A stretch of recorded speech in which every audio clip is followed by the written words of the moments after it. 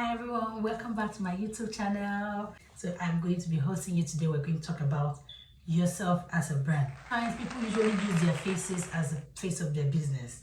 There came a time where models were used. People needed to gain credibility in front of the public by the use of public figures. People that were known. Oh, this person identifies with this brand, so because of that, this brand must be credible. But then I'm looking at you as a teacher, you creating yourself as a brand. Some time back, I worked in schools as an employee and teachers were treated terribly. Are you that teacher? You don't carry yourself as a professional, just hide behind the policies and procedures of the school and forgot that you actually went to school. You went to school for that certificate. You read to become a teacher. You were the one that stayed awake in the night to become who you are. You earned that place in front of the class to teach those children, to teach those teenagers, to teach those adults. You earned that place. So you do not deserve to be treated less. So how do you rebrand yourself in the midst of all this, after being talked down on, after everything? How do you rebrand yourself to be that person that you need to be? Number one, how do you talk? Sometimes the way we talk, the way we carry ourselves, the way we present ourselves, it matters. If you're paying attention the way you relate to people, your choice of words, your diction. I'm talking about the way you place your grammar, your is and your was. You need to be able to communicate fluently with people in a way that shows you're a professional, in a way that shows you're someone that has the resources up there in your brain to be able to impact lives. That's number one.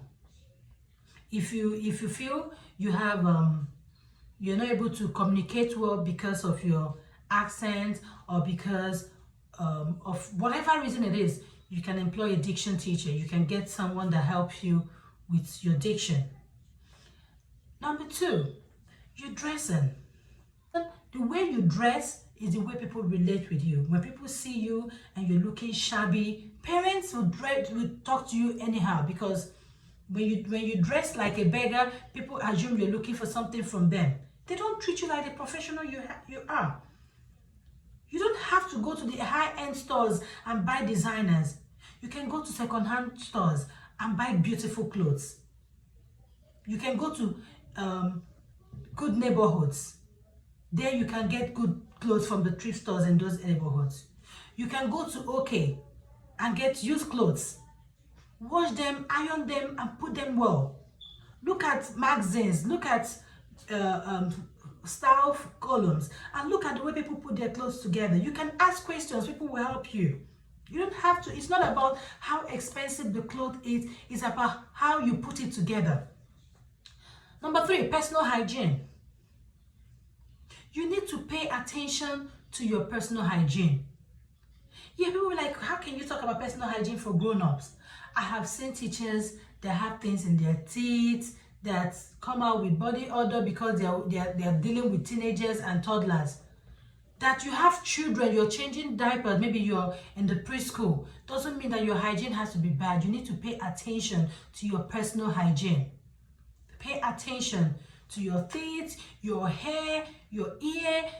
In these days where there are different brands of hair, you don't have to go for the expensive hair.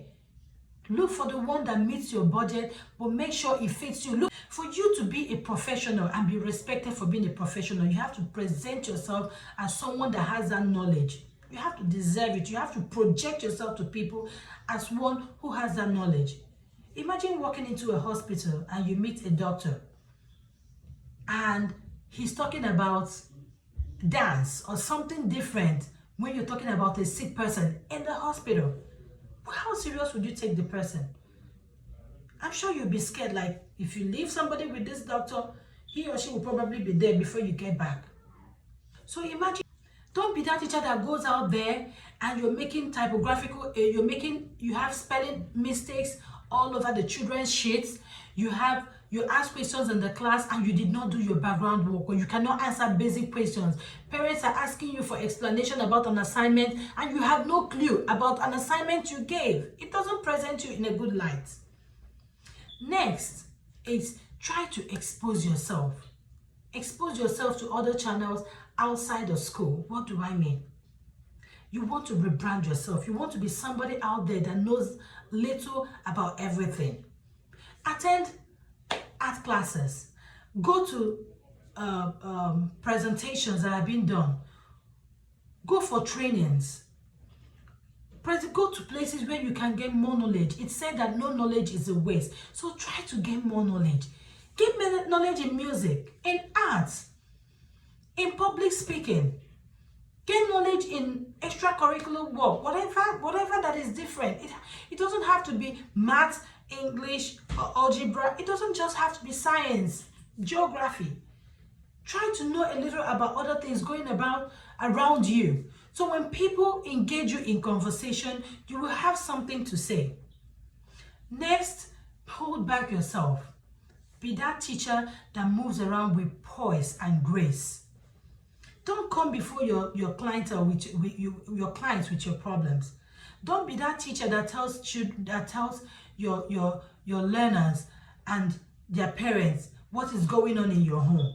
Yes, you're not well paid, and the next thing you do is to present yourself to them and tell them how your salary is not enough to take care of your needs. It's not their business. It's not. That is the way you as a teacher has to also be a brand. The totality of your being, of your presentation should speak professionalism. It should speak knowledge. It should speak resource. So that is it for today. I will try to do a part 2 of this and give you more resources on how to rebrand yourself and be a better person. If you need more questions, if there's any suggestion you have to give or any contribution, you can do that below. So thank you very much. Don't forget to subscribe and notification button so that every week when I make a new content, you'll be able to get it.